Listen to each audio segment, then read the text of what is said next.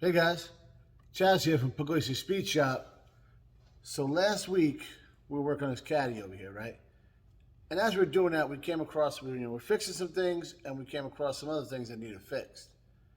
Now where I come from, we got like a little phrase for that, and it's kind of like a whole, like a policy, you know? And we're gonna teach you what that is on this week's Tuesday morning tech tip from Pugliese Speed Shop. Like I was saying, we were working on this caddy last week, right? And there was some things in this region here that we messed with. We got some remnants of parts changed still on the bench because we're halfway through the job. We're not done yet. And the reason we're not done yet is because as we were working on it, we noticed other stuff that need to get, need a little attention, right?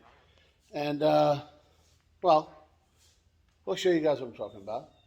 We'll give you a little flashback to last week's video, and we'll sit down and have a little conversation about it. So it's been about a week or so, right? And got some parts here. We got the caddy back in the shop. So you guys have been watching Le Mans for a couple weeks, and we hope you're digging it because a lot more to come on that guy.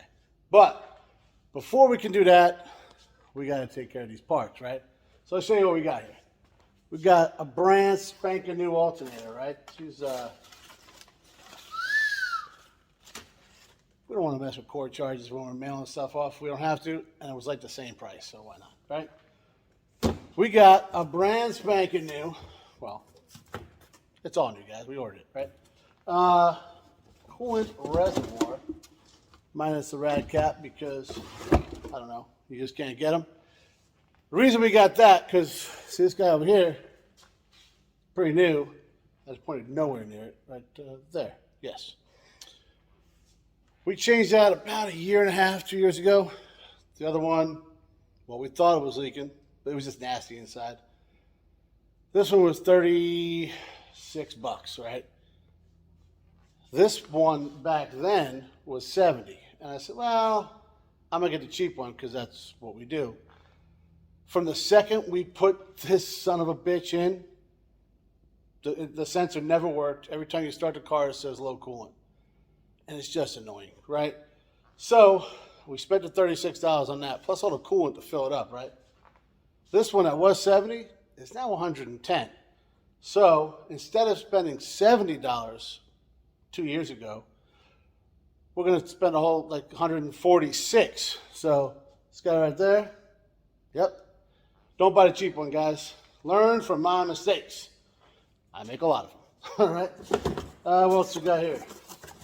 Well, since we're going to have the alternator out, let's put a new belt on it, guys. You're already there. And we already talked about this 18% oil life, dude. Yeah. Got a Wix filter. We still got to grab some coolant, and we got to get some oil. And then we'll be able to complete everything. But for now, we're just going to get after it. We're going to throw this thing on jacks and yank this alternator out. So I mentioned this thing was leaking oil, and it's pretty obvious judging by how I pulled the alternator out. You can see this valve cover is just seeping something fierce. So we're going to go ahead and fix that leak. That'll do it.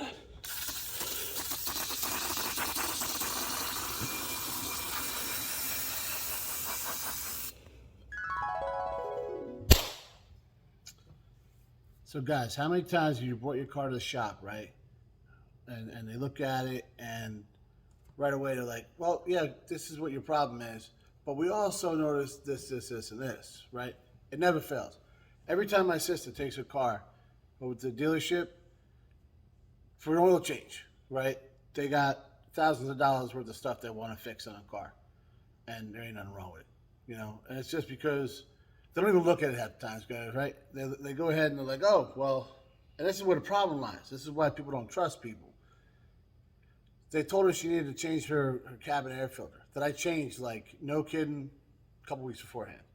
And they're like, oh, yeah. And when she said my brother just changed it, they said, oh, yeah, we didn't even look at it. We just looked at the miles and figured it needed to be done. So now you don't trust them, right?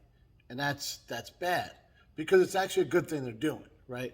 They're looking at your car, and as a consumer or whatever, you might maybe not a car guy, right? You don't know this kind of stuff. For my sister, it could really help her out because she's not into cars. She drives one, and that's where it ends, right? So they're like, hey, you could probably do this. You probably need to take care of this. And no kidding. I mean, sometimes it's stuff they need, but usually about 75, 80% of the time, no, you don't need it, right? So she would always, she'll come to me and I'll tell her what she should and shouldn't worry about. And we take care of it, and the car's been great for her. But then you get a bad rap right now, like, the dealer, man, they're trying to rob you. They're not trying to rob you. It starts off as a good thing, right? When you got a lazy guy that didn't actually want to look at the filter, he just wanted to look at the mileage and say, she probably needs it, right? And that's not good, because what they're doing is something we do in aviation, and it's like drilled into our heads, right? It's called the 18-inch rule. So what it is what we just did on the Caddy. All right, man, we're going to change this alternator out. You know what? This belt is right there. We're messing with it. Let's check it. It needs changed too. Or as we're under the hood, look at this oil change, this oil leak. That needs to be changed. So let's fix that. Aviation, that's key. That's like a thing, right? So like you get your inspector qual, and you're out looking at planes, and you're looking at safety wire, you're looking at hydraulic, whatever you're looking at, all the way around. Look at everything around it. This way, I mean, you can't just pull over when you're in an airplane, right? So it's pretty important. That 18-inch rule, it was drilled into my head, like in the Navy. So I do it with everything. That's what we just did with the car, and I didn't even think about it, right? I was like, oh yeah, we're changing the alternator, so let's go ahead and change the belt and look at this. And I looked at the tensioner, I looked at it, all this other stuff. We lubed some stuff up, all that kind of, just to make sure everything around there is good to go. Because a lot of stuff gets overlooked, like, not for nothing, but if they weren't looking at my sister's car and it didn't break, she wouldn't worry about it, right? But then they put it in her head. Now she's like, oh my God, I got it, So then we got to settle her down, And there's a lot of people like that because they just don't know what's going on with everything. So they're like, well, you don't know what you don't know, right? I mean, that's kind of how it is. But it's kind of bad that people are always like, and I hate hearing it, guys, because like mechanics are, they're slimy, man. They're gonna rob you. The dealer's gonna do this or whatever. It didn't start out like that. I'm not telling you that there's not dishonest people out there. We all know there are, right?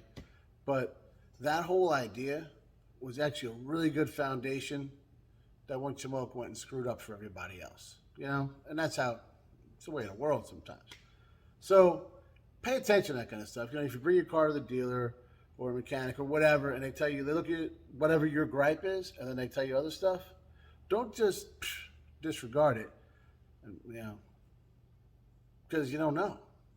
Take a look at it. If you don't know, maybe you get a second opinion. First off, if you don't trust the guy you're taking your car to, that's probably another problem. But there's nothing we can do about that. So if that's the situation you're in, you got a friend somewhere, guys, pull up a video, check it out. There's tons of people on YouTube that are way better than me, and they will help you and kind of teach you a little bit, just enough to be dangerous sometimes. Doesn't make you a mechanic. We mess with a buddy of mine all the time because he was just look stuff on YouTube and fix his car, and it worked. And he's like, I'm a mechanic now. He's being facetious, but that it'll help you out, man. Use the technology. I mean, I bitch about it, but use the technology to touch your hands and just put yourself in a better situation. And I promise you ask around work or school or wherever you're at, somebody can help you out. And if the guy is, again, choose your character. You know what I'm saying? Thanks for watching, guys.